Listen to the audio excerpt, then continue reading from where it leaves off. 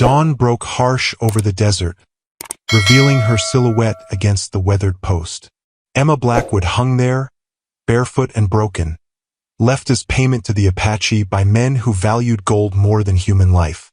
Miles from civilization, her fate seemed sealed in the unforgiving territory where white settlers rarely ventured and never returned. But when Shadow Wolf found her, his dark eyes didn't see an enemy or a bargaining chip. They saw something familiar, a spirit as wounded as his own. He cut her bonds with one swift motion of his blade, catching her as she collapsed. Would this strange act of mercy in a merciless land lead to deeper healing for two souls cast aside by their own people? Before we jump back in, tell us where you're tuning in from, and if this story touches you, make sure you're subscribed because tomorrow I've saved something extra special for you. Shadow Wolf's cabin nestled against the red cliff face, almost invisible unless you knew exactly where to look, just as he preferred it. The morning ritual never varied.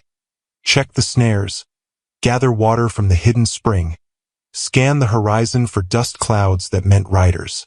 15 summers of solitude had taught him the value of vigilance. He adjusted the medicine pouch at his waist, feeling the familiar weight of dried herbs, sacred stones, and the single eagle feather his grandfather had given him before everything changed. Before the tribe council had declared him neither truly Apache nor white man enough to be trusted. Before the word exile had become his identity. His horse, Thunder, nickered softly as Shadow Wolf approached, already saddled for their daily hunt. The stallion's ears pricked forward, sensing something his master had not yet perceived. "What is it, brother?" Shadow Wolf whispered, instinctively dropping into a crouch and scanning the landscape. Thunder tossed his head eastward, toward the boundary stones that marked the edge of traditional Apache hunting grounds. Shadow Wolf had deliberately built his home in this no-man's land, too far from white settlements to be bothered, too distant from tribal lands to be considered a threat. The tracks were fresh, 3 horses, carrying heavy men, moving with purpose rather than caution. White men from the depth of the hoof prints and the straight path they took. Shadow Wolf followed cautiously, keeping to the shadow of the rock formations. The buzzards circling overhead gave the first indication. Something or someone was dead or dying. What he found was neither animal nor warrior, but a woman. Pale-skinned, honey-brown hair matted with blood and dust, bound to an old wagon wheel hub hammered into the ground as a post.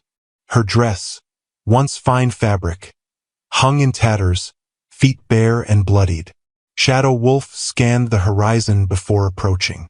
A cruel joke, perhaps, or a trap. The white man's army had used such tactics before, staking out their own as bait, then cutting down any Apache who came to investigate. But no hidden riflemen revealed themselves. Only silence, broken by the woman's shallow breathing. Her wrists were bound with rawhide, tied so tightly they had cut into her flesh. Hours, at least, she had been here under the merciless sun. By all rights, she should already be dead. Shadow Wolf knelt beside her, touching her forehead with the back of his hand. Burning with fever, he cut her bonds with his knife, catching her limp body as she collapsed forward. "What manner of men do this to their women?" he murmured in Apache, though there was no one to hear. He had seen such cruelty before. The white settlers claimed to be civilized, yet their treatment of those they considered beneath them, women, other races, even their own poor, often revealed a savagery that would shame the most hardened warrior. Thunder approached cautiously, snorting at the unfamiliar scent. Shadow Wolf lifted the unconscious woman, surprised at how little she weighed. Beneath the torn dress, her ribs pressed against skin burned red by sun. The healer in him assessed her chances slim but not impossible. The warrior calculated the risk of bringing a white woman to his home, considerable but not certain death. Either way, leaving her meant accepting the judgment of the men who had abandoned her here. Shadow Wolf made his decision, cradling her carefully as he mounted Thunder. The medicine pouch at his waist swung gently as they rode, its contents rattling softly like distant spirits offering guidance. Or perhaps warning. "Live or die," he told the unconscious woman as the cabin came into view. "It will be by the will of your own spirit, not by the hands of those who saw you as nothing." Emma drifted between darkness and fevered dreams. Boston's cobblestone streets transformed into endless desert. Her father's stern face melted into Jackson's sneering one. The pearls her mother fastened around her neck on her wedding day became the rawhide cutting into her wrists. "Drink." The voice penetrated her delirium. Rough hands lifted her head, cool water touching cracked lips. Emma swallowed reflexively, then choked, eyes flying open in panic. Dark eyes watched her from a copper-skinned face framed by raven-black hair. Patchy. The word exploded in her mind with all the terrifying stories she'd heard since arriving out west. Emma tried to scream, but produced only a hoarse whisper. Tried to flee, but her limbs betrayed her. "No hurt." His English was heavily accented but clear. "Drink." Thirst overrode fear. Emma drank deeply this time, eyes never leaving her captor or savior. She couldn't yet determine which. When the water cup was empty, exhaustion reclaimed her. The last thing she registered was a cool cloth on her forehead and those watchful eyes. Later, hours or days, she couldn't tell. Emma woke more lucidly. She lay on a pallet of soft furs in a small cabin. Dried herbs hung from the ceiling beams. A fire crackled in a stone hearth. The Apache sat cross-legged nearby, grinding something with mortar and pestle. He looked up, sensing her wakefulness. "How long?" Emma whispered. "3 suns," he replied, holding up 3 fingers. 3 days. Emma struggled to sit up, wincing as her body catalogued its injuries. "Careful." He moved toward her, but stopped when she flinched. Instead, he pointed to himself. "Shadow Wolf." "Emma," she responded automatically. The social graces her mother had drilled into her surfacing even here, at what might be the end of the world. Shadow Wolf nodded once, then offered a wooden bowl containing some kind of stew. The rich aroma made Emma's stomach clench painfully, reminding her how long it had been since she'd eaten properly. While she ate, Shadow Wolf moved to a small trunk in the corner. He returned with something in his hand, offering it silently. Emma nearly dropped the bowl. A photograph, her photograph. Half-burned, but unmistakably showing her family outside their Boston home. She had kept it hidden in her shoe. The one place Jackson wouldn't think to look when he systematically stripped away everything that connected her to her past. "Where did you find this?" she asked. Shadow Wolf pointed to her feet, then made a walking motion with his fingers. "It fell from my shoe," Emma realized aloud. He nodded. "Those men," Emma began, then stopped, unsure how to explain with such a limited shared vocabulary. Shadow Wolf's expression hardened. He made a gesture of someone dealing cards, then pointed to Emma. Understanding dawned with sickening clarity. "Jackson lost me in a card game," she whispered. When she'd married Jackson Blackwood, Emma believed she'd found her escape from her controlling father's house. How foolish that seemed now. Controlling men simply wore different masks. Shadow Wolf watched her face, reading the emotions that crossed it. He touched his chest, then made a sweeping gesture toward the cabin. "Safe here," he said. Emma studied him, this man who by all accounts should have been her enemy. The stories told in hushed voices over tea in Boston parlors painted men like him as savages. But what did that make the men who had tied her to a post and left her to die? She clutched the damaged photograph, this fragment of her former life. Emma Blackwood, daughter of Charles Preston, respected merchant. Emma Blackwood, wife of Jackson Blackwood, promising young prospector. All meaningless now. Here she was simply Emma, alive by the grace of a stranger who had every reason to hate her kind, yet had chosen mercy. "Thank you," she said simply. Shadow Wolf nodded once more, understanding transcending their language barrier. A week passed. Emma's strength returned gradually, like spring water seeping back into a dry creek bed. She learned the rhythms of Shadow Wolf's solitary life, his dawn departures to check traps, midday returns with game or herbs, evening silences as he crafted arrows by firelight. They built a fragile communication of gestures, broken English, and a few Apache words Emma struggled to pronounce correctly.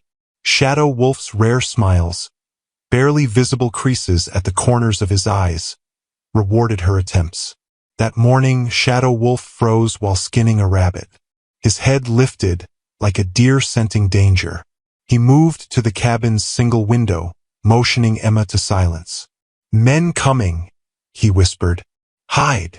He lifted a trapdoor beneath a bearskin rug, revealing a small root cellar. Emma descended without question, her heart hammering against her ribs. Shadow Wolf closed the door above her, leaving only thin shafts of light between the wooden planks. Hoofbeats approached. Men's voices. Emma pressed her ear to the trapdoor. "Saw smoke from his chimney," a voice said. "Apache living alone, just like the scout told us." "You sure this is the right savage?" Another voice, rougher. "How many lone Apache you think live around here? Besides, we're just asking questions." Footsteps on the porch. A heavy knock. "Hello, the house. Just want to talk." Emma bit her knuckles. She knew that voice. Henderson, one of Jackson's mining partners. The cabin door creaked open. "We're looking for a white woman," Henderson said without preamble. "Blonde, pretty when she's cleaned up. Runaway wife of a friend. Might have passed through here." Shadow Wolf's response was too quiet for Emma to hear. "Don't give me that no-speak-English nonsense," Henderson snapped. "Scout says you were raised at the mission school before going back to your people." A pause. "Saw a woman," Shadow Wolf said finally, his English suddenly more broken than when he spoke with Emma. 3 sons passed. North. With soldiers. "Army patrol?" the rough voice asked. "Blue coats. Many guns." Henderson swore. "Why would she go to the army? Blackwood ain't gonna like this," the rough voice said. "He wants her back quiet like, before she can tell anyone about." "Shut up," Henderson hissed. "Look, Indian if you're lying." "Truth," Shadow Wolf said. "Woman soldiers north. 2 days' ride." Silence stretched. Emma's legs cramped in the confined space. "Let's check it out," Henderson finally said. "If you're lying, we'll be back." The door closed. Hoofbeats gradually faded. The trapdoor lifted. Shadow Wolf's face appeared, tense with an emotion Emma couldn't name. "They gone," he said, helping her out. "For now." Emma's legs buckled, partly from crouching, partly from fear. Shadow Wolf caught her elbow, steadying her. "Jackson sent them," she whispered. Shadow Wolf nodded, retrieving something from behind a ceiling beam. A small leather pouch with a black feather attached. "What is that?" Emma asked.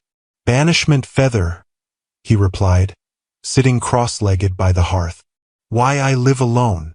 Emma sat opposite him, sensing a story that needed telling. "My father Apache warrior.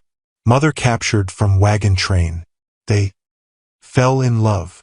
His English improved as he continued. "Some tribe accept this.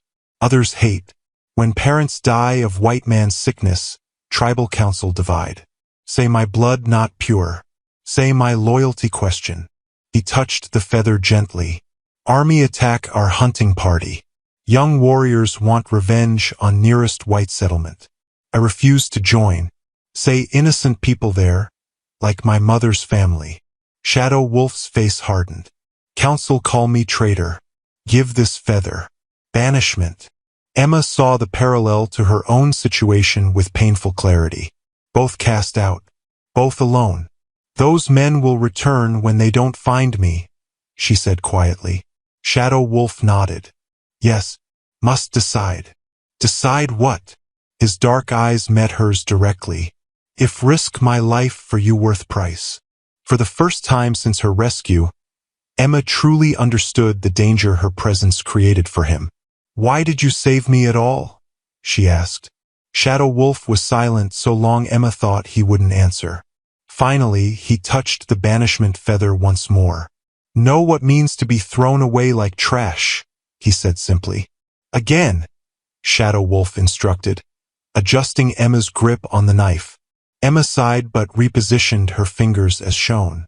2 weeks had passed since Jackson's men had come searching. 2 weeks of Shadow Wolf teaching her how to survive in this harsh land. Like this. She brought the blade down in the precise motion he'd demonstrated, separating meat from bone in one clean stroke. Shadow Wolf nodded. "Good. Learn quick." The simple praise warmed Emma more than it should have. In Boston, she'd been praised for her embroidery, her piano playing, her proper manners, decorative skills for a decorative life. Jackson had praised only her beauty, and only when he wanted something from her. But here, Shadow Wolf's approval came for things that mattered: building fire, finding water, preparing food. Skills to keep her alive. Shadow Wolf moved to the corner of the cabin, retrieving a large, circular object wrapped in hide. He unwrapped it reverently, revealing a shield painted with symbols Emma didn't recognize. "Warrior shield," he explained, seeing her curiosity. "Father make for me when 14 summers." Emma wiped her hands and approached cautiously, drawn by the intricate patterns. "What do the symbols mean?" Shadow Wolf pointed to a lightning bolt design. "Speed, a bear claw, strength, a circle of interlocking triangles, protection." "It's beautiful," Emma said sincerely. "Not used for long time." Shadow Wolf ran his fingers along the edge. "Now, maybe need again." The implication hung between them. If Jackson's men returned, Shadow Wolf would fight. For her. A man with every reason to hate white settlers would risk his life to protect one. "Teach me more," Emma said suddenly. "Not just cooking and cleaning. Teach me to defend myself." Shadow Wolf studied her face, assessing her determination. Finally, he nodded once. "Begin with bow," he decided. "Smaller than man, but arrow kill same." That afternoon found them behind the cabin, Emma struggling to draw the bowstring with trembling arms. "Arms weak," Shadow Wolf observed. "Needs strength." "I'm trying," Emma said through gritted teeth. "Not enough." Shadow Wolf set aside the bow and picked up 2 stones. "Carry these. All day. Every day." Emma took the stones, surprised at their weight. "While doing what?" "Everything." Shadow Wolf's mouth twitched in what might have been amusement. "Water, wood, cook, everything." By evening, Emma's arms burned like fire. She dropped the stones by the hearth with a groan. "Tomorrow too," Shadow Wolf said, unmoved by her obvious discomfort. "And next day, until not shake when pull bow." Emma rubbed her aching muscles. In Boston, ladies aren't supposed to have strong arms, or calloused hands, or sun-browned skin. "Boston ladies die quick here," Shadow Wolf replied pragmatically. A surprising laugh escaped Emma. "Yes, I suppose they would." Something shifted in Shadow Wolf's expression, the barest softening around his eyes. "Rest now. Tomorrow work more." That night, Emma lay awake on her pallet, listening to Shadow Wolf's steady breathing from his place near the door, always between her and potential danger. She thought of the shield, its symbols of protection and strength. Thought of how Shadow Wolf had been banished for refusing to harm innocent settlers. How different he was from what she'd been taught to believe about savages. And how different from the civilized men who had abused and abandoned her. Her last thought before sleep claimed her was that perhaps true civilization had nothing to do with fine houses or proper manners, and everything to do with how one treated those at one's mercy. Near dawn, Emma woke to Shadow Wolf's muffled sounds of distress. He remained asleep, but his face contorted as if in pain, low words in Apache escaping his lips. Without thinking, Emma moved to his side, gently touching his shoulder. Shadow Wolf, wake up. He jerked awake, grabbing her wrist with warrior reflexes. Recognition dawned immediately. He released her, sitting up. Bad dream, Emma said softly. Shadow Wolf looked away. Old memories. Old pain. Emma sat beside him, sharing silence as the first gray light of dawn filtered through the cabin window. No more words were needed. They both understood the language of nightmares all too well. The monsoon season arrived with dramatic fury. Rain lashed the cabin for days, turning the ground to mud and the normally dry creek bed into a rushing torrent. Confined indoors, Emma and Shadow Wolf developed new routines. What doing? Shadow Wolf asked, watching Emma crush berries into a small wooden bowl. Ink, she explained. She had stripped thin layers of bark from a birch tree before the rains came. Now she smoothed them flat, creating crude paper. For writing. Shadow Wolf frowned. Writing? Why? Emma dipped a sharpened stick into the berry juice. To remember. To think. She hesitated. In Boston, I kept a journal every day. It helped me make sense of things. She began marking the bark with careful letters. Shadow Wolf watched, expression unreadable. What words say? He finally asked. Emma hadn't expected his interest. It says, Day 35 in the wilderness. The rain reminds me of Boston springtime, though nothing else does. She smiled slightly. I'm keeping count of the days. Shadow Wolf studied the marks. Teach me. Emma blinked in surprise. You want to learn to write? Know some. Mission school teach little. His pride straightened his shoulders. Learn more. Emma's teacher instincts surfaced from childhood games with her dolls. We'll start with your name.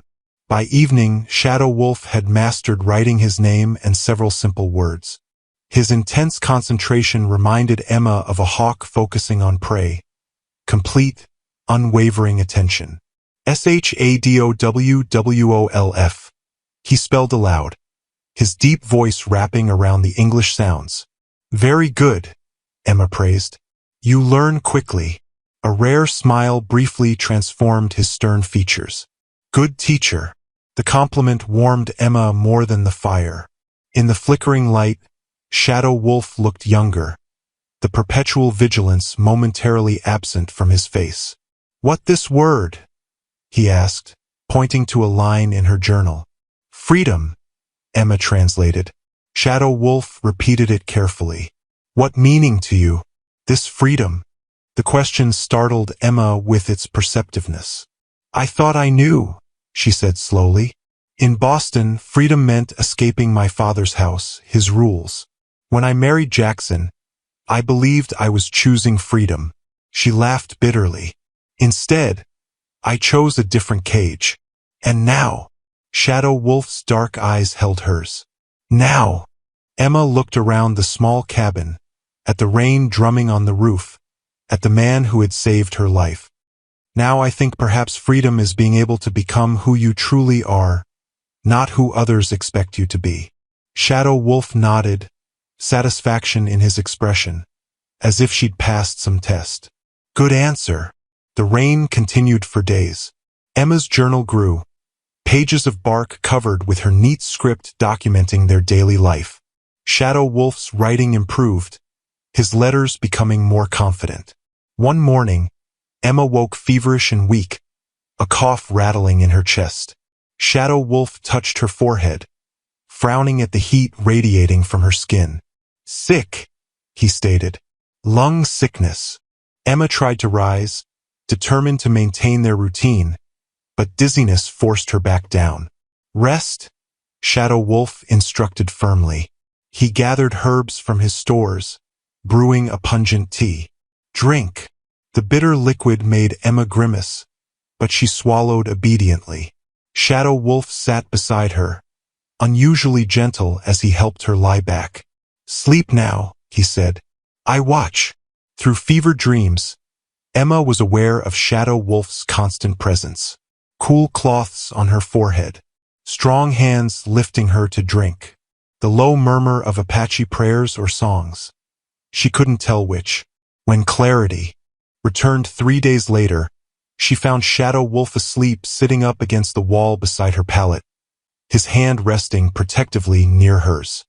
His face in repose looked vulnerable, the stern lines softened. Emma watched him, a strange ache in her chest that had nothing to do with her illness. This man, this supposed savage, had shown her more care and respect than any civilized man she had known. As if sensing her gaze, Shadow Wolf opened his eyes. Seeing her awake and alert, relief briefly crossed his face before his customary reserve returned. "Fever broke," he said, touching her forehead with the back of his hand. "Good. Thank you," Emma whispered, "for taking care of me." Shadow Wolf simply nodded, but his eyes held something new when they met hers, something neither of them was quite ready to name. Emma drew the bowstring back, arms steady after weeks of carrying stones. The arrow flew true, striking the center of the target Shadow Wolf had fashioned from bundled grass. "Good," he approved. "Now moving target." Emma had progressed from struggling to draw the bow to hitting stationary targets consistently. Her body had transformed as well, lean, sun-browned, capable in ways Boston Emma could never have imagined. Shadow Wolf tossed a gourd into the air. Emma tracked it, released, and missed. "Again," he said without judgment. The second gourd shattered as her arrow found its mark. Emma couldn't suppress her triumphant smile. "Good teacher," she echoed his words from weeks before. Shadow Wolf nodded, but his expression remained thoughtful. "Come, show something." He led her to a small clearing where he sometimes performed rituals Emma had observed from a respectful distance. From beneath a flat stone, he withdrew a leather pouch. "Sit," he instructed. Emma sat cross-legged opposite him, curious. Shadow Wolf removed a necklace from the pouch, a striking piece with twin pendants, one black, one white, both surrounded by intricate beadwork. "Two-spirit necklace," he explained, "given by elder before banishment." "It's beautiful," Emma said. "What does two-spirit mean?" Shadow Wolf chose his words carefully. "Among Apache, some people born different. Not just warrior, not just healer. Both spirits in one body." He touched the black pendant. "Warrior spirit, then the white, healer spirit." Understanding dawned on Emma. "And you have both?" Shadow Wolf nodded. "Many fear this. Say not trust man with two spirits." His face tightened. "But elders say is powerful medicine. Balance." Emma thought of Shadow Wolf's gentle hands treating her fever, the same hands that could loose an arrow with deadly precision. "In Boston, everyone must be one thing only," she said. "Men do business, women keep homes. Anyone different is—" She searched for the word. "Wrong." "You different?" Shadow Wolf asked perceptively. Emma nodded. "I wanted to learn business like my father. Wanted to read books about science and philosophy, not just poetry and scripture. Father said such interests weren't feminine." She laughed softly. "He sent me to finishing school to cure me." Shadow Wolf's expression softened. "Cannot change true nature." "No," Emma agreed, "though I tried. I thought marriage would satisfy me, give me purpose." Her voice hardened. Instead, Jackson wanted a decorative wife to impress business partners, not a thinking woman with opinions. Shadow Wolf placed the necklace in her hands. Two-spirit, not wrong. Different eyes see different truths. Valuable to tribe. His mouth twisted. Should be valuable.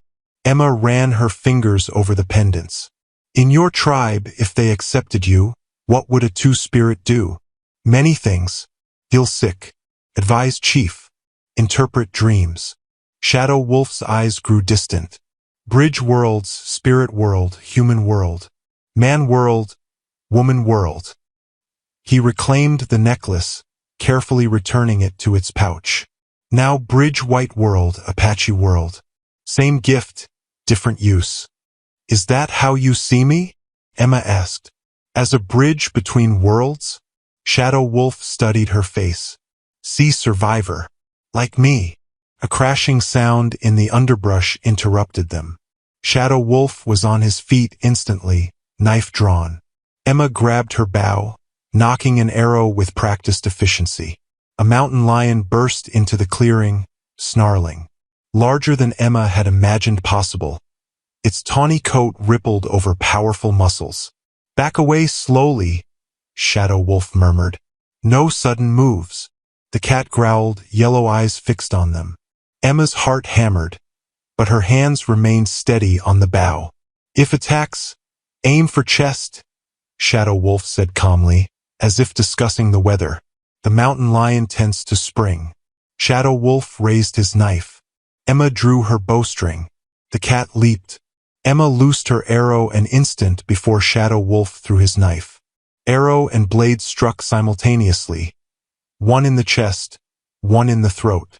The great cat crashed to the ground mid-leap, dead before it landed. Silence fell.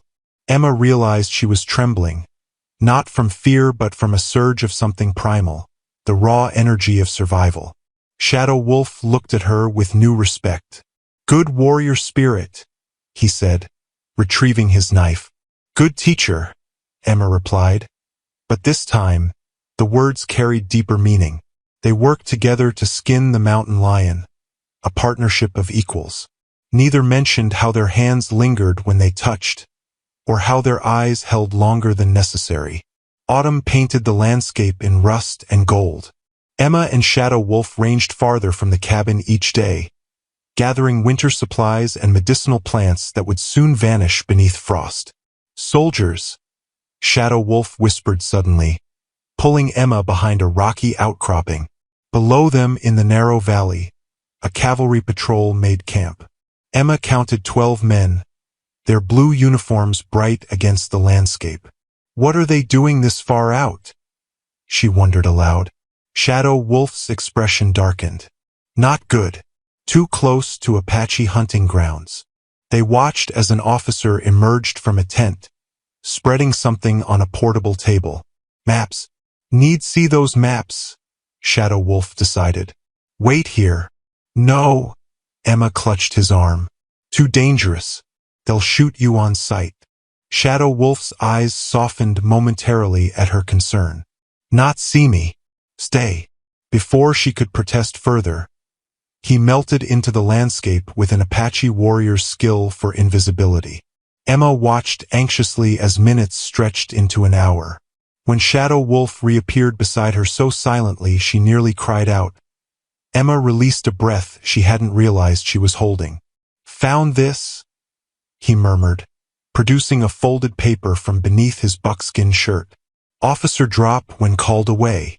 They retreated to a secluded grove before examining their prize. The map detailed military movements planned for the coming months. A coordinated campaign against several Apache bands, including Shadow Wolf's former tribe. They plan winter attack, Shadow Wolf said grimly. When food stores low, children weak from hunger. Emma studied the detailed routes and dates. This is methodical. They're targeting every major Apache settlement in the territory. Shadow Wolf's face became a rigid mask. Must warn tribe. The words hung between them, heavy with implication. To warn his tribe meant returning to the people who had cast him out, who might kill him as a traitor. Will they listen? Emma asked gently. After the banishment? Not matter. Must try. He looked at her directly. You understand? Emma nodded slowly. I do. If it were my family in danger, even if they had rejected me, I would want to warn them. Something shifted in Shadow Wolf's expression. Gratitude, perhaps, for her understanding. Or something deeper. Come with me? He asked, surprising them both. The question startled Emma. To your tribe? Would that be safe for either of us? Not safe, he acknowledged. But leaving you alone also not safe. Emma considered their options. Remaining at the cabin alone meant vulnerability to Jackson's men or soldiers. Traveling with Shadow Wolf meant facing an Apache tribe with every reason to be hostile to a white woman. I'll come, she decided. We face whatever comes together. Shadow Wolf nodded once, a solemn pact. They returned to the cabin to prepare, gathering only essential supplies they could carry. As Emma packed dried meat and medicines, she noticed Shadow Wolf standing very still, looking at the cavalry officer's map again. I recognize one of those officers, she said suddenly. Lieutenant Davis. He was at our mining camp several times, meeting privately with Jackson. Shadow Wolf looked up sharply. Why Army officer meet with your husband? I don't know. Jackson never discussed business with me. Emma frowned, connecting pieces she'd previously ignored. But afterward, Jackson always had money for gambling, even when the mine was producing poorly. Selling information? Shadow Wolf suggested. Or supplies, Emma said, the realization dawning. The mining company had access to dynamite weapons. She felt sick. He could have been arming the military for these attacks. Shadow Wolf's face hardened. More reason to warn tribe. That night, their last in the cabin that had become a sanctuary, Emma found Shadow Wolf outside, performing a ritual beneath the stars. A small fire burned, fragrant herbs creating tendrils of smoke that rose into the night sky. Emma watched from a respectful distance until Shadow Wolf motioned her forward. Protection ceremony, he explained. For journey. He took something from around his neck, a small leather amulet, and placed it in her palm. For protection, he said simply. Their fingers touched, lingered. In the firelight, Shadow Wolf's eyes held questions neither of them had words for yet. Questions about what lay beyond this journey, beyond the danger ahead. Emma closed her hand around the amulet, accepting both the gift and the unspoken questions that came with it. Dawn, Shadow Wolf said, breaking the moment. We leave at dawn. 2 days into their journey, Shadow Wolf signaled a halt. They had been traveling through increasingly difficult terrain, avoiding established trails where soldiers or settlers might spot them. Trading post ahead, he murmured. Need supplies. Emma tensed. A trading post meant people who might recognize her or report her presence. I'll wait here, she suggested. Shadow Wolf shook his head. Not safe alone. Come but stay hidden. Watch from trees. They approached cautiously. The trading post was little more than a ramshackle cabin with a corral for horses. 2 wagons stood outside, settlers trading for supplies. Shadow Wolf positioned Emma in a dense thicket with a clear view of the proceedings. Watch. If trouble, run east to creek. Follow upstream. Emma nodded, clutching her bow. Shadow Wolf approached the trading post openly, his bearing neither threatening nor submissive. The trader, a bearded man with a permanent squint, eyed Shadow Wolf warily but accepted his offered pelts in exchange for coffee, salt, and ammunition. The transaction proceeded smoothly until one of the settlers emerged from the cabin. Emma stiffened. The man was unfolding a paper, showing it to the trader. Even from a distance, she could see it was a poster of some kind. The trader glanced at Shadow Wolf, then back at the paper. Shadow Wolf, sensing the change, completed his transaction unhurriedly and departed with deliberate calm. When he reached Emma's hiding place, his expression was grim. Must go. Now. They retreated swiftly, not slowing until they had put considerable distance between themselves and the trading post. What happened? Emma asked when they finally paused to rest. Shadow Wolf reached into his shirt and withdrew a folded paper. Took this from post wall when trader not looking. He handed it to Emma. Her blood froze as she unfolded it. Wanted, Emma Blackwood, for the murder of a household servant and theft of family valuables.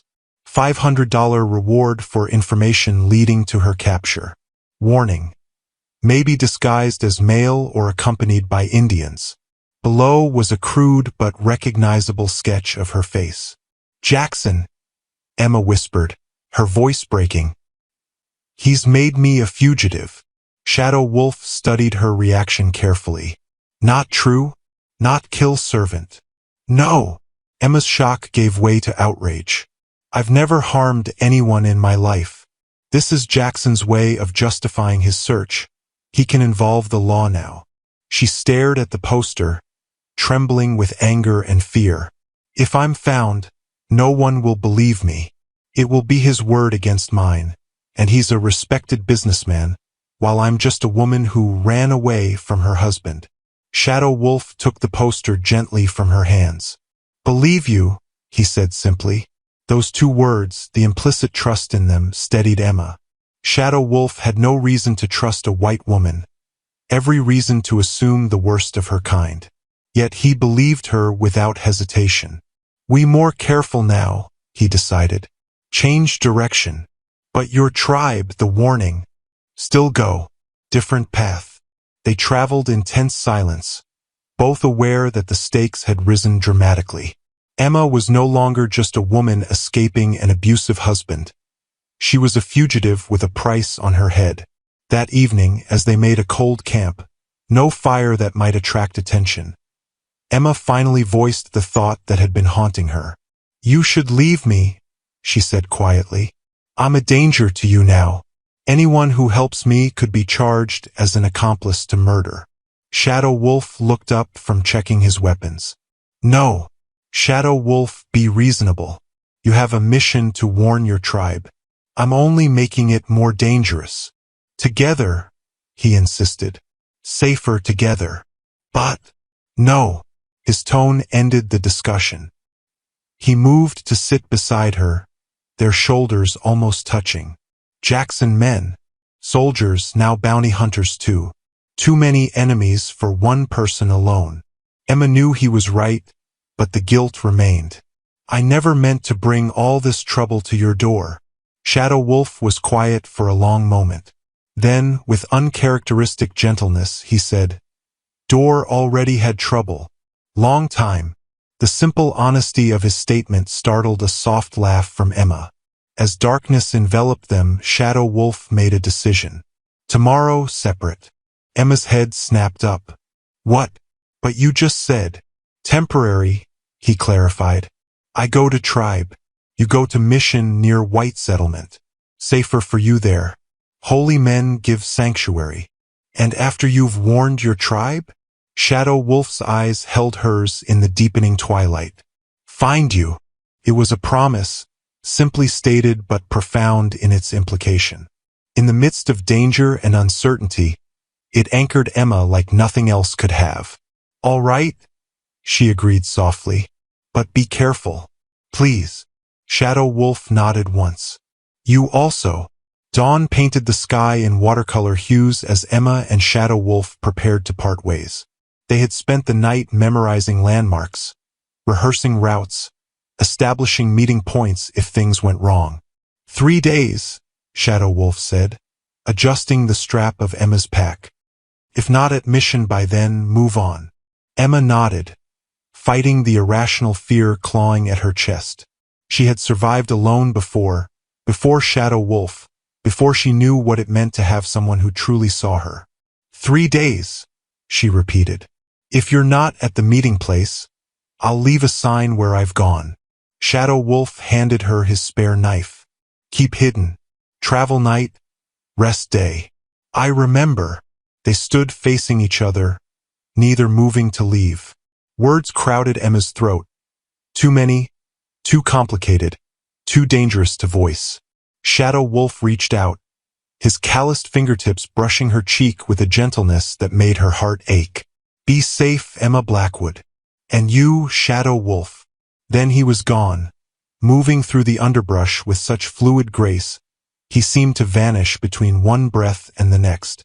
Emma shouldered her pack and headed in the opposite direction, already feeling the absence of his silent, steady presence beside her. Shadow Wolf traveled swiftly, covering ground with the efficiency of a man who knew every rock and ravine of the territory. By midday, he had reached the outer boundary of his tribe's traditional hunting grounds. Here he moved with greater caution. Not only might he encounter tribal hunters who would remember his banishment, but these areas were also frequently patrolled by soldiers. He was crossing a dry streambed when he sensed rather than heard movement behind him. Shadow Wolf dropped to a crouch, knife in hand, scanning the rocky terrain. "Brother!" The word, spoken in Apache, came from a stand of juniper to his left. A figure emerged, running Elk, once his closest childhood friend, now a respected warrior of the tribe. Shadow Wolf remained tense, knife ready. "I am banished, not your brother." Running Elk approached slowly, hands open at his sides. "Much has changed since you left." "Not my banishment." "Even that." Running Elk withdrew something from his shirt, a message stick carved with symbols only tribal elders used. "From Gray Bear." Shadow Wolf's eyes widened slightly. Gray Bear had been his grandfather's friend, the eldest council member who had argued against his banishment. "He sends for you," Running Elk continued. "Has worked many seasons to clear your name." Shadow Wolf accepted the message stick warily, reading the intricate carvings. His fingers traced the symbols for treachery, revelation, and vindication. "Snake Tooth," Shadow Wolf murmured, understanding dawning. "He arranged my banishment." Running Elk nodded grimly. "Snake Tooth wanted your mother's land, the good water there. With you gone, no one claimed it." His expression softened. Gray Bear found proof. Snake Tooth confessed before dying of fever last moon. The news struck Shadow Wolf like a physical blow. 5 years of exile, of solitude, of being cut off from his people, all because of one man's greed. "Gray Bear says come home," Running Elk finished. "Banishment lifted." Home. The word echoed in Shadow Wolf's mind, stirring memories he had forced himself to bury. The council fire, the ceremonies, the sense of belonging to something larger than himself. Then Emma's face flashed before him, her courage, her trust, her growing strength. The home they had created in his small cabin, unexpected and precious. "White men came to the village," Running Elk said, breaking into his thoughts. "Looking for white woman. Offered much trade for information." Shadow Wolf's blood chilled. "When?" 3 days passed. Said she stole, killed. Running Elk studied his face. "These men spoke true?" "No," Shadow Wolf said firmly. "Woman innocent. Husband cruel. Wants her back to claim her family wealth." Running Elk absorbed this without visible reaction. "These men search all territories. Many hunters. Dogs." Shadow Wolf's decision crystallized instantly. "Where did they go from our village?" "North first. Now circle back. Following river toward Mission. Toward Emma's path." "Must go," Shadow Wolf said, already turning. Running Elk caught his arm. "Gray Bear waits. Tribe waits." Shadow Wolf looked at the message stick in his hand, then in the direction Emma had traveled. Freedom and restoration beckoned from one path, uncertainty and danger from the other. "Tell Gray Bear I come soon," he said finally. "First must help innocent one." Understanding dawned in Running Elk's eyes. "The white woman. She is important to you." Shadow Wolf met his old friend's gaze directly. "Yes." Running Elk nodded slowly. "Then I come with you. 2 better than 1 against many hunters." Shadow Wolf started to refuse, then reconsidered. Emma's safety outweighed his pride. "Thank you, brother," he said quietly. As they set off at a swift trot, Shadow Wolf tucked the message stick carefully inside his shirt, close to his heart. A promise of a future he had thought forever lost, but one that now had to wait. Emma came first. Emma moved like a shadow through the underbrush, each step deliberately placed to leave minimal sign. Shadow Wolf's teachings echoed in her mind. Walk on stone when possible. Step on fallen logs rather than soft earth. Break no branches. Leave no trail. Pausing to catch her breath, she scanned her surroundings. The mission should be a half-day's journey ahead, its sanctuary tantalizing close. Yet something felt wrong. The forest was too quiet. No birdsong, no scurrying of small animals. Someone was hunting these woods. Emma touched the knife at her belt, reassuring herself of its presence. Her bow was strung and ready across her back, though she had few arrows. A twig snapped in the distance, too heavy to be a deer. Emma froze, then carefully climbed the nearest pine using the techniques Shadow Wolf had taught her. From 20 feet up, she had a clear view of the approaching threat. 3 men on horseback moving slowly, examining the ground. One held the leash of a tracking hound. They wore no uniforms, but the rifles across their saddles and the determined set of their shoulders told Emma everything she needed to know. Bounty hunters. $500 would be a fortune to men like these. They wouldn't care if she was innocent. They wouldn't listen to explanations. They would simply collect their reward. Emma remained motionless in the tree as they passed beneath her. The dog whined, confused by her scent lifting away from the ground. She climbed a tree, one man said, peering upward. Emma held her breath, pressing against the trunk, thankful for the buckskins Shadow Wolf had made her, far less visible than her calico dress would have been. The hunter's gaze swept past her hiding place. Must have come down somewhere else. Circle around. They moved on, but Emma knew her advantage was temporary. The dog would find her scent again eventually. She needed a plan. Descending silently, Emma gathered pine needles and crushed them between her palms, rubbing the pungent oils over her skin and clothes to mask her scent. Next, she doubled back toward a stream she had crossed earlier. Water would hide her trail. As she worked, Emma's mind raced. The mission was now too dangerous. It would be the first place they'd look. She needed somewhere defensible until Shadow Wolf returned. Wading upstream, Emma spotted her opportunity. A rocky bluff overlooking the valley. High ground, good visibility, limited approaches. Shadow Wolf would approve. Emma made her careful way there, gathering flexible branches as she went. In a sheltered crevice at the top of the bluff, she quickly crafted a small bow, not as powerful as her Apache one, but adequate for close range. Using her knife, she fashioned crude arrows from straight branches. Her hands worked automatically while her mind assessed her situation with a clarity that would have astonished Boston Emma. She had water from the stream, jerky in her pack, a defensible position, and weapons. She could hold out. A bark echoed through the trees. The hound had found her trail again. Emma nocked an arrow and waited.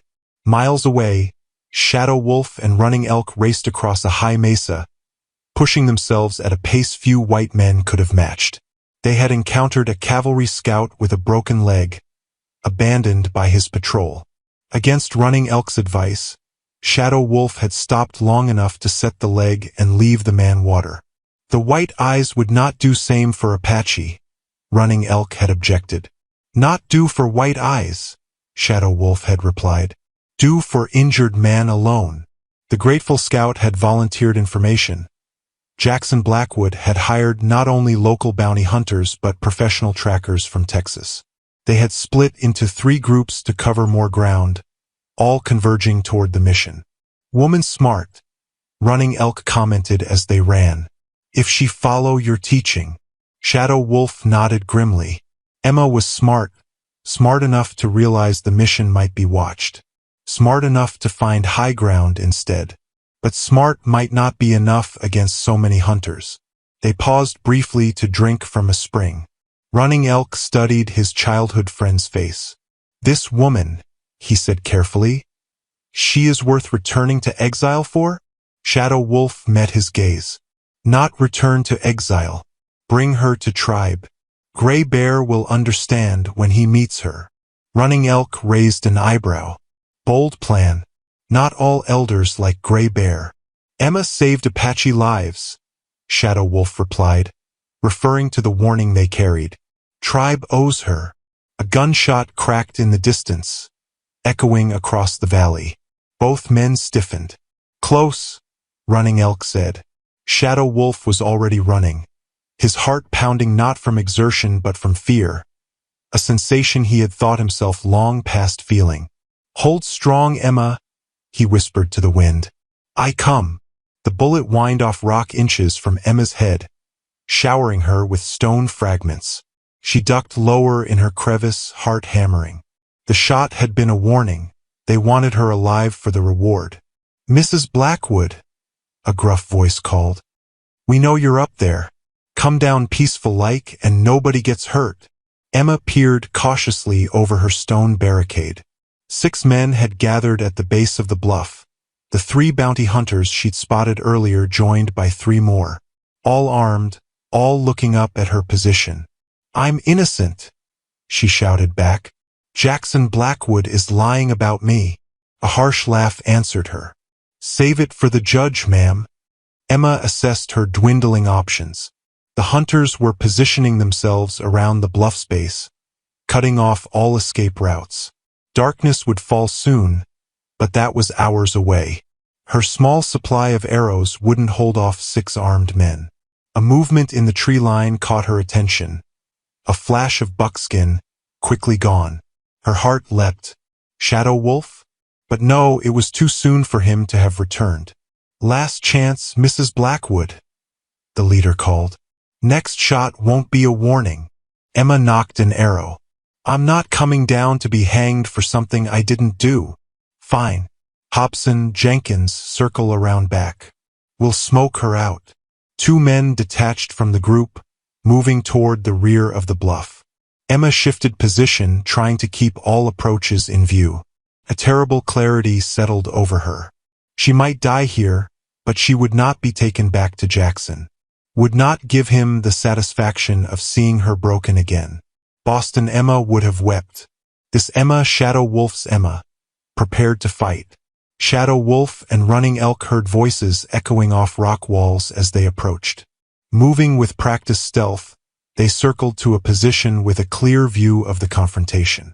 "Emma," Shadow Wolf breathed, spotting her defensive position atop the bluff. Running Elk assessed the situation with a warrior's eye. 6 men, armed, 2 circling behind. She chose good ground, Shadow Wolf noted with fierce pride. High protected, still outnumbered. Running Elk countered pragmatically. Not enough arrows. Shadow Wolf unsheathed his father's hunting knife. A blade passed down through generations, its bone handle worn smooth by the hands of his ancestors. He had carried it even in exile, a reminder of who he was and where he came from. "You take 2 going behind," he instructed Running Elk. "Silent. I get close to others, create distraction." Running Elk nodded, slipping away like a shadow. Shadow Wolf circled cautiously until he could see Emma clearly. Though her face was tense with concentration, he saw no fear there, only determination. The change in her since that first day, hanging broken from a post, staggered him. Pride surged through him, followed immediately by fear for her. She was still learning, still vulnerable despite her newfound strength. He needed to reach her before the hunters made their move. From her vantage point, Emma caught another glimpse of movement. Definitely someone in buckskins tracking the 2 men who were circling behind her. Hope flared, then dimmed. Even if it was Shadow Wolf, 2 against 6 were still terrible odds. Below, she overheard the bounty hunters talking. "Blackwood wants her alive, remember?" the leader cautioned. "What's he paying extra for?" another asked. "Enough to make it worth our while. Says he needs her signature on some papers." "Papers?" the 3rd man spat. "That what this is about? Man's willing to pay this much over some papers. Family inheritance or some such. Needs her alive and her signature willing. Our job is just to bring her in." Emma's hands tightened on her bow. Of course, her father's fortune. She had signed over control to Jackson upon their marriage, but certain family trusts required her signature for each withdrawal. Without her, Jackson couldn't access the bulk of the Preston family money. It had never been about her. Always about what she represented. First as a respectable wife to give him standing, now as the key to wealth he couldn't otherwise touch. The realization settled something inside Emma. She was not fighting just for her freedom now, but against everything Jackson represented, The entitlement, the casual cruelty, the view of her as property rather than person. The sun began its descent toward the horizon. Soon darkness would provide cover, if she could hold out that long. Emma counted her arrows. 7. Not enough. But then, in the fading light, she saw it. The distinctive flash of Shadow Wolf's knife, catching the sun as he moved into position. He had found her. Emma felt a fierce joy that had nothing to do with rescue and everything to do with the simple fact of his return. Whatever happened next, they would face it together. Dusk descended, painting the landscape in deceptive shadows. The bounty hunters grew restless, aware that darkness would disadvantage them. "Light the torches," the leader ordered. "And Hobson, Jenkins, report in, damn it." No response came from the men who had circled behind the bluff. The remaining hunters exchanged uneasy glances. "Cooper, go check on them." A third man reluctantly moved toward the rear of the bluff. Emma tracked his progress, then glanced toward where she had last seen Shadow Wolf's signal. Nothing moved there now. The hunter called Cooper had just disappeared from view when a strangled cry, quickly cut short, echoed from behind the rocks. The remaining men immediately raised their rifles. "Apache!" one shouted, firing blindly into the growing darkness. Emma seized the opportunity, loosing an arrow at the nearest hunter. Her aim was true. The arrow struck his shoulder, not a killing blow but enough to take him out of the fight. Chaos erupted below. Shadow Wolf burst from cover, knife flashing as he engaged the leader. Running Elk appeared from the opposite direction, having silently dispatched the men circling behind Emma. Emma fired again, forcing another hunter to dive for cover. 3 against 3 now, better odds, but still dangerous with the hunter's superior firearms. "Kill the Indians," the wounded hunter yelled. "Forget taking her alive." A rifle barked. Running Elk dropped and rolled, narrowly avoiding the bullet. Shadow Wolf grappled with the leader, too close for the others to risk shooting. Emma's heart froze as she recognized a new figure emerging from the trees. Jackson. Her husband's elegant coat and polished boots looked absurdly out of place in the wilderness, but the revolver in his hand was deadly serious. "Emma," he called, his voice carrying that familiar false charm. "Come down, darling. This has all been a terrible misunderstanding." Shadow Wolf, still wrestling with the bounty hunter leader, heard Jackson's voice and stiffened momentarily. The distraction nearly cost him as the hunter drove a knee into his stomach. "Your savage friend is going to die," Jackson continued conversationally. "They all will. Why sacrifice them for your stubbornness?" Emma knocked another arrow, aiming carefully at Jackson, but he stood partially sheltered by a tree. Before she could adjust for a clean shot, gunfire erupted again. Running Elk had engaged the remaining hunters, moving with such speed they couldn't track him. One fell with Running Elk's knife in his chest. The other backed away, firing wildly. Below, Shadow Wolf finally gained the advantage, striking the leader unconscious with the hilt of his knife. He turned toward Jackson, who raised his revolver with deliberate calm. "So you're the Apache who's been harboring my wife," Jackson said, his cultured voice at odds with the hatred in his eyes. "Should have left her at that post where you found her." Shadow Wolf said nothing, his stillness reminiscent of a mountain lion before it pounces. "She's my property, Indian," Jackson continued. "The law's quite clear on that point. A wife belongs to her husband. No one owns Emma Blackwood," Shadow Wolf replied, his English suddenly perfect and cutting. "Not you. Not anyone." Jackson's eyebrows rose in surprise at Shadow Wolf's educated speech. Then his mouth twisted in a sneer. "An educated savage. How novel." His gold pocket watch glinted as he shifted position, a symbol of the wealth and status he prized above all else. "I'm a reasonable man. Walk away now, and I won't have the army hunt you down for kidnapping and defiling a white woman." Emma seethed at his implication. From her position, she could see what Jackson couldn't. running elk circling silently behind him. Shadow Wolf's eyes flicked briefly to Emma's hiding place, then back to Jackson. A subtle nod, their old signal for coordinated action. Emma understood immediately. She fired an arrow deliberately wide, drawing Jackson's attention upward. In that split second of distraction, Shadow Wolf lunged forward as running elk moved in from behind. Jackson fired, the bullet grazing Shadow Wolf's arm. Before he could fire again, running elk struck him from behind, sending the revolver flying. Shadow Wolf's knife was instantly at Jackson's throat. "Surrender," he ordered. Jackson's facade of civilization cracked. "I'll see you hanged for this. Both of you," he spat. No savage steals from Jackson Blackwood. His hand moved to his belt, drawing a hidden derringer. Emma screamed a warning. Shadow Wolf twisted aside as Jackson fired, the small bullet missing its mark. In the struggle, Jackson's prized gold watch fell to the ground, the chain snapping. Emma descended from her position, bow ready, moving to join the fight that would determine all their fates. The derringer's shot had missed Shadow Wolf, but struck the last remaining bounty hunter who had been moving to flank him. The man crumpled with a startled cry, clutching his side.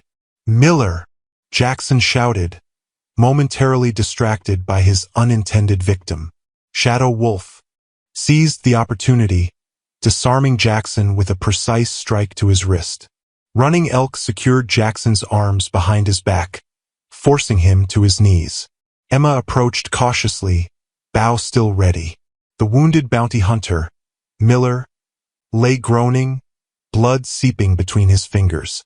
"He needs help," Emma said, medical knowledge from her Boston upbringing surfacing. "He'll bleed out." Shadow Wolf glanced at the injured man, then at Emma. Without a word, he moved to Miller's side, examining the wound. "Through and through," he assessed. "Miss vital organs. Can save if treat now." Jackson laughed bitterly from his kneeling position. "You'd save him? After he hunted you? Savages have strange notions of mercy." Shadow Wolf ignored him, retrieving herbs and bandages from his pouch. Emma knelt beside him, assisting as he worked to stem the bleeding. "Why?" Miller gasped, confused by their help. "Because life's sacred," Shadow Wolf replied simply. "Even enemy life." Jackson watched with contempt. "How touching. The savage and my wayward wife, playing doctor together." His voice hardened. "The army will hang you both when they find us." "Quiet," Running Elk ordered, tightening his grip. Emma finished helping Shadow Wolf dress Miller's wound, then approached her husband. The fear she had once felt in his presence was gone, replaced by cold anger. "It's over, Jackson," she said. "The truth will come out. About the false charges. About what you did to me." Jackson's handsome face twisted into something ugly. "Your word against mine, darling. A respectable businessman versus a woman who ran off with an Apache? Who do you think they'll believe?" Before Emma could respond, hoofbeats sounded in the distance.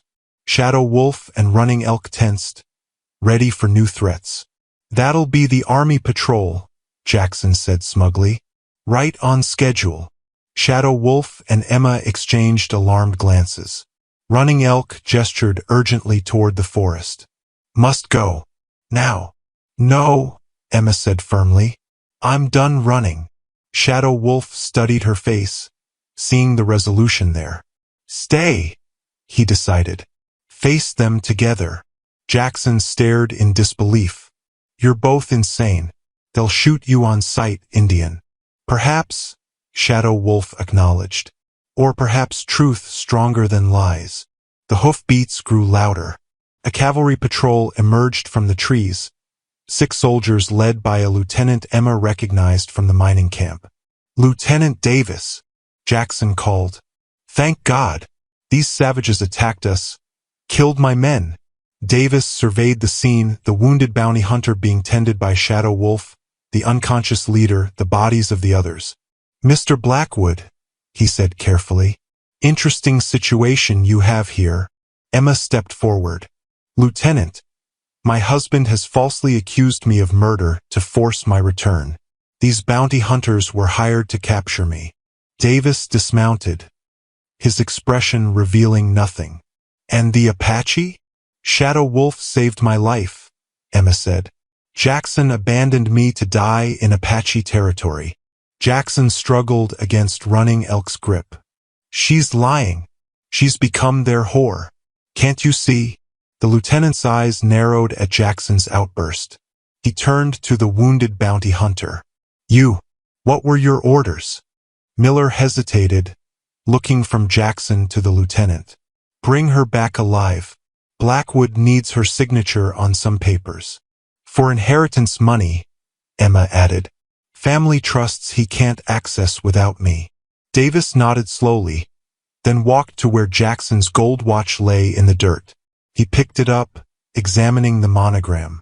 Interesting piece, he said conversationally. Reminds me of the watches I've seen paying for illegal weapons. Military rifles finding their way to renegade Apache bands. He looked directly at Jackson, creating incidents that justify military response. Jackson went pale. I don't know what you're talking about. No. Davis reached into his pocket, withdrawing a folded document. Because we found some interesting papers in your office when we investigated the missing weapons. Papers suggesting you've been selling army guns to both sides to provoke conflicts that clear Apache from land you've invested in. Emma gasped. You've been arming hostile bands to attack settlements? Creating a reason for the army to drive out peaceful tribes. Profiting from bloodshed, Shadow Wolf said quietly, his voice thick with controlled rage. Davis nodded to his men. Sergeant, take Mr. Blackwood into custody. Charges of weapons trafficking, fraud, and falsifying criminal charges. He looked at Emma. Mrs. Blackwood, you'll need to come with us to provide testimony. And them? Emma asked, indicating Shadow Wolf and Running Elk. Davis studied the two Apache warriors thoughtfully. They're free to go. In fact, we owe them thanks for helping expose this operation. Jackson lunged against the soldiers restraining him. You can't believe these savages over me. I'm Jackson Blackwood. Yes, Emma said as they led him away. You are. And now everyone will know exactly what that means. The army camp buzzed with activity as soldiers secured Jackson and tended to the wounded bounty hunter. Emma sat by a small fire, a blanket around her shoulders, watching Shadow Wolf speak with Lieutenant Davis. Though she couldn't hear their conversation, the respectful way the officer listened spoke volumes. Running Elk approached, offering Emma a cup of coffee. Your husband, he said carefully. Bad medicine. Yes, Emma agreed. Very bad medicine. Running Elk studied her with frank curiosity. Shadow Wolf different since finding you. More whole. Emma's cheeks warmed at the implication. Before she could respond, Shadow Wolf returned, his expression thoughtful. Lieutenant has papers, he explained, sitting beside Emma. Proof Jackson work with weapons dealers. Sell to both sides. Create war for profit. Surely that's enough to convict him, Emma said. Shadow Wolf nodded. Davis say yes, but need your testimony too. He hesitated. Must go to fort. 3 days ride. Emma understood the unspoken concern. A military fort would be safe for her, but potentially dangerous for Shadow Wolf and Running Elk. I'll go alone, she decided. You should return to your tribe, deliver the warning about the military campaign. Shadow Wolf's face remained impassive, but something flickered in his eyes. Campaign called off. Davis say Army investigating all Jackson's claims now. Many lies discovered. That's wonderful news, Emma said, relief washing through her. The threat to Shadow Wolf's people, at least this immediate threat, was over. Lieutenant Davis approached, military documents in hand. Mrs. Blackwood, I've prepared a statement about your husband's false accusations. If you could review and sign it. Emma accepted the papers, scanning the formal language that officially cleared her name. What happens now? Jackson Blackwood will face trial for weapons trafficking, fraud, and filing false charges, Davis explained. With this evidence, he'll likely spend years in prison. Emma signed her name, feeling a weight lift from her shoulders. And me? You're free to go, ma'am. Your name will be cleared publicly. Davis glanced at Shadow Wolf. Though I'm curious about your plans. Before Emma could respond, a soldier approached. Lieutenant, dispatch rider from Fort Benton. Urgent. Davis excused himself, leaving Emma alone with Shadow Wolf and Running Elk. Free, Shadow Wolf said quietly. Can return to Boston now. The thought of Boston, its confining social rules, its judgment of women who stepped outside acceptable boundaries, no longer held any appeal for Emma. I don't want to go back, she said with sudden certainty. Running Elk smiled slightly, then tactfully moved away to give them privacy. Gray Bear lifted my banishment, Shadow Wolf said after a moment. Can return to tribe. Emma's heart constricted. Of course he would return to his people. After years of exile, how could he not embrace the chance to go home? I'm happy for you, she said, trying to keep the sadness from her voice. Shadow Wolf studied her face intently. Come with me. The simple invitation stole Emma's breath. To your tribe? Would they accept me? Gray Bear wise. Others follow his lead.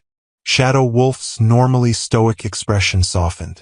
Running Elk already accept. Others will too. And if they don't? Shadow Wolf's hand found hers, his calloused fingers entwining with her softer ones. Then we find new place. Together. The word together held such promise Emma could barely speak past the tightness in her throat. Lieutenant Davis returned, his expression grave. There's been a development. The dispatch concerns you both. Emma tensed, fearing new complications. Jackson Blackwood attempted to escape during a stop, Davis explained. He was shot while trying to take a soldier's weapon. Is he? Emma couldn't finish the question. Alive, but critically wounded, Davis answered. He's asking for you, Mrs. Blackwood. His last request, the doctor says. Emma felt Shadow Wolf's hand tighten on hers. You need not go, he said softly. She drew strength from his touch, considering.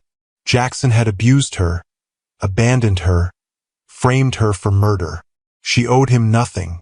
Yet something in her, perhaps the last remnant of the proper Boston lady she'd been raised to be, couldn't deny a dying man's request.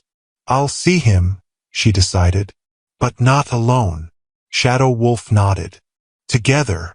Davis led them to a medical tent where Jackson lay pale and still, bandages soaked crimson around his midsection. His eyes fluttered open as Emma approached.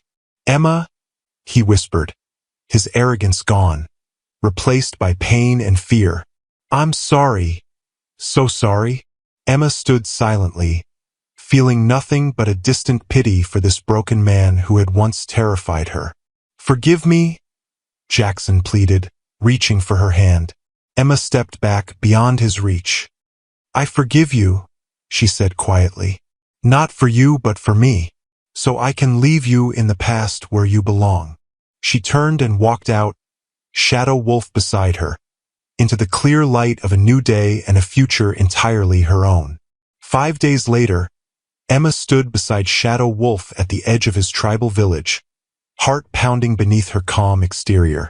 Though Running Elk had ridden ahead to prepare for their arrival, she felt the weight of curious stares as they approached. They won't hurt you, Shadow Wolf assured her quietly. I'm not afraid of being hurt, Emma replied. I'm afraid of causing trouble for you, now that you can return home. Shadow Wolf's expression softened. You are my home now. The simple declaration left Emma speechless. Before she could respond, a delegation approached, led by an elderly man whose deeply lined face spoke of decades of wisdom and hardship. Gray Bear, Shadow Wolf said respectfully in Apache. then switched to English for Emma's benefit. Elder of Council. Gray Bear studied Emma with penetrating black eyes, then turned to Shadow Wolf. This is the white woman you risked everything for? Yes, Shadow Wolf answered without hesitation. The elder nodded thoughtfully. Running Elk says she warned us of army plans, that she fought beside you as a warrior would. She did, Shadow Wolf confirmed. She learns our ways quickly, shows respect. Gray Bear addressed Emma directly. Why come here, white woman? Your people will not welcome you back after living with Apache. Emma met his gaze steadily. I don't seek to return to my people. They saw me as property to be bartered and used. She glanced at Shadow Wolf. Here I found respect and freedom I never knew existed. The elder considered this, then gestured toward the village center. Come, council waits. They followed Gray Bear to the central fire pit where 6 tribal elders sat in a semicircle. Each held a talking stick, symbols of their authority to speak in council. Shadow Wolf stood tall as Gray Bear formally announced the lifting of his banishment. The story of Snake Tooth's deception was recounted, followed by Shadow Wolf's actions since leaving the tribe. When Gray Bear mentioned Emma's role in warning of the military campaign and her fight against the bounty hunters, the elders murmured among themselves. The council has decided, Gray Bear finally announced. Shadow Wolf returns to his rightful place among us. He turned to Emma. The white woman may stay as his guest while council considers her future here. It wasn't full acceptance, but it was a beginning. Emma bowed her head respectfully. That evening, as the tribe celebrated Shadow Wolf's return with dancing and feasting, Emma sat slightly apart, observing. Women approached cautiously, offering food but few words. Shadow Wolf found her there, a wooden cup of ceremonial tea in his hand.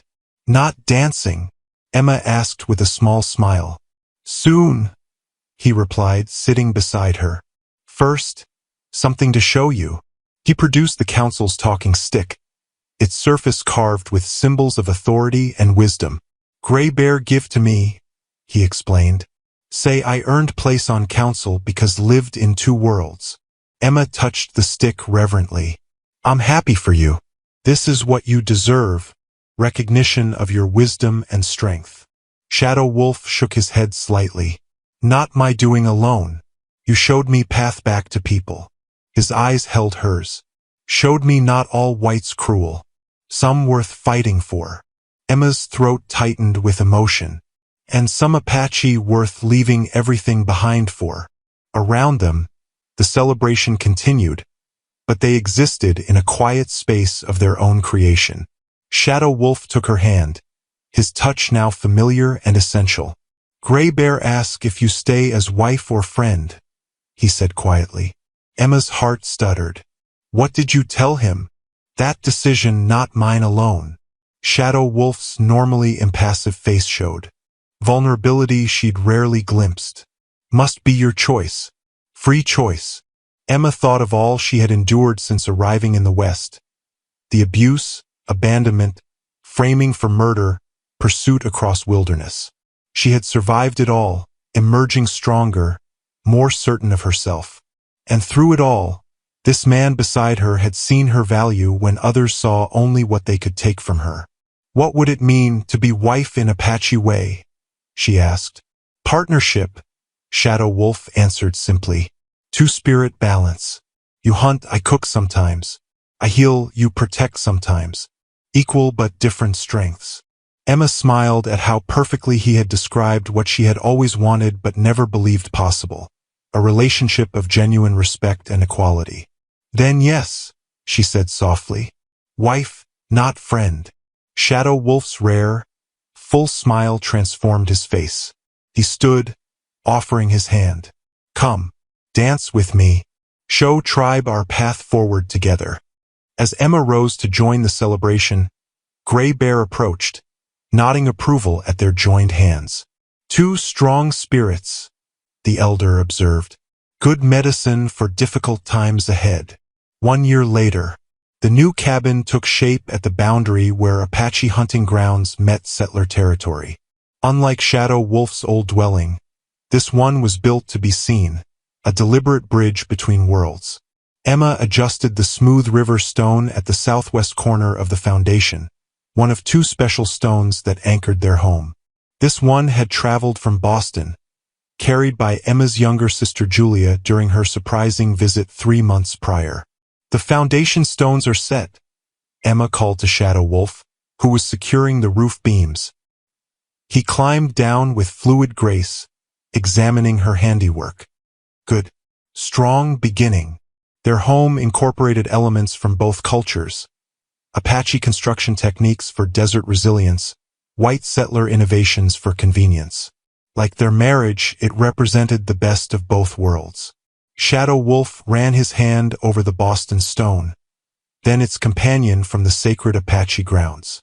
"Two stones, one foundation," he observed. "Like us." Emma smiled, placing her hand over his.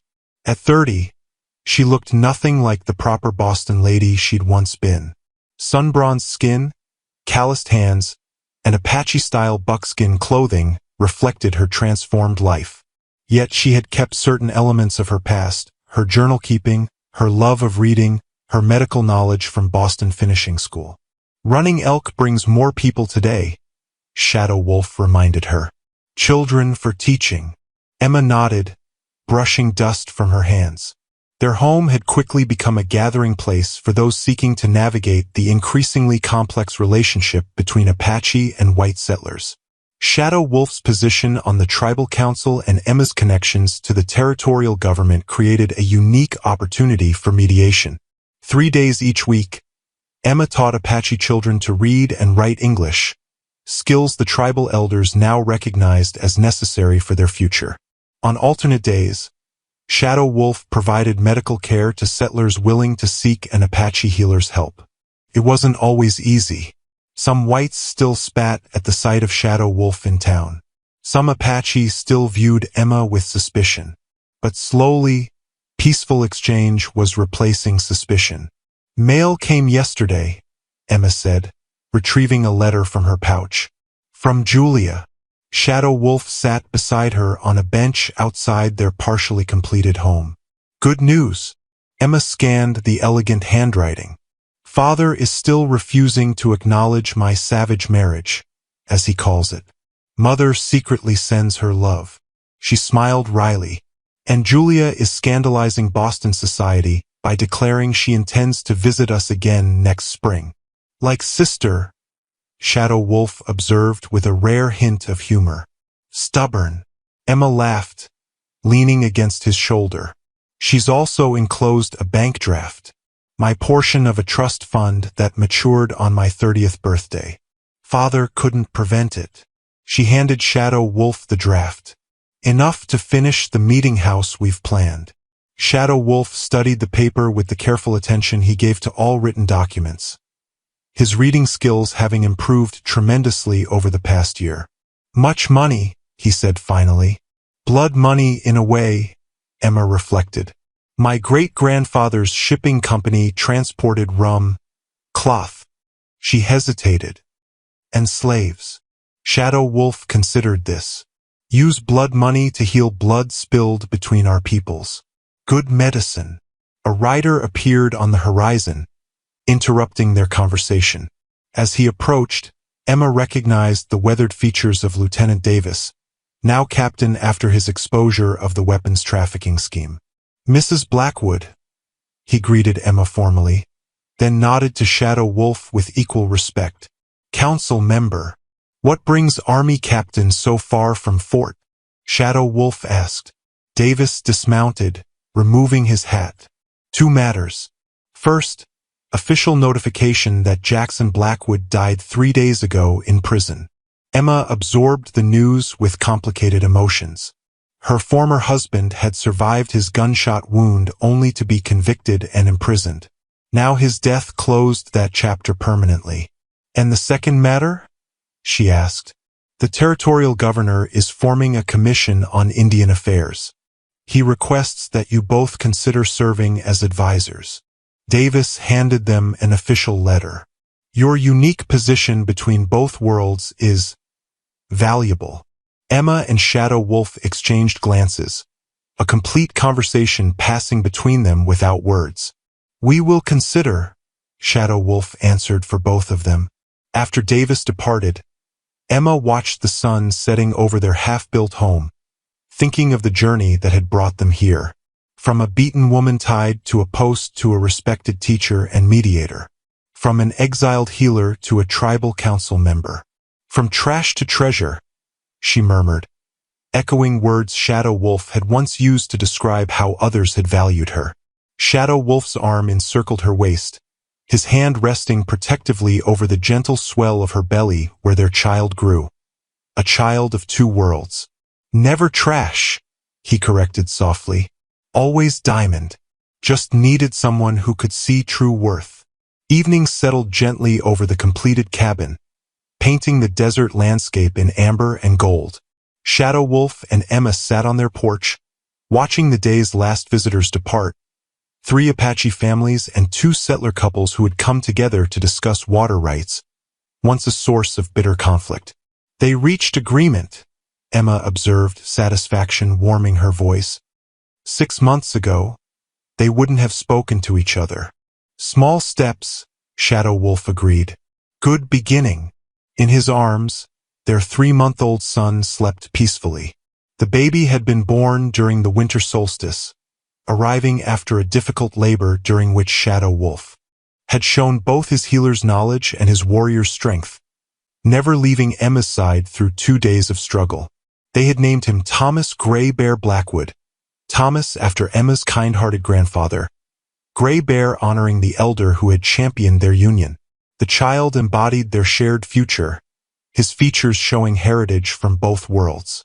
Emma ran her finger gently along the intricate carvings of the cradleboard Shadow Wolf had crafted.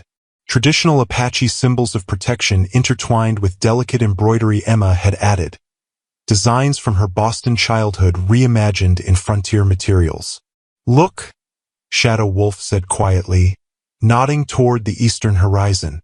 A small group approached on horseback, Gray Bear and 2 other tribal elders, accompanied by 3 women carrying baskets of food and medicine plants. Behind them walked several children, excited to visit the place where they learned the white man's letters. From the opposite direction came another party, Captain Davis with 2 soldiers, a circuit-riding judge, and somewhat surprisingly, a middle-aged woman in Eastern dress whom Emma recognized with a gasp. Julia, she exclaimed, handing the baby to Shadow Wolf and rushing to meet her sister. The 2 women embraced, Julia admiring her nephew with proper Boston exclamations that made Shadow Wolf's mouth twitch with amusement. Father doesn't know I'm here, Julia confided. But Mother sent this. She presented Emma with a package containing a silver baby spoon and a letter in their mother's elegant handwriting. Emma blinked back tears at this unexpected connection to her past. As the visitors mingled, Apache elders conversing through Emma's translation with the territorial judge, Julia charming the tribal women with her genuine interest in their crafts. Shadow Wolf stood slightly apart, observing the improbable gathering. Emma joined him, taking Thomas back into her arms. What are you thinking? She asked.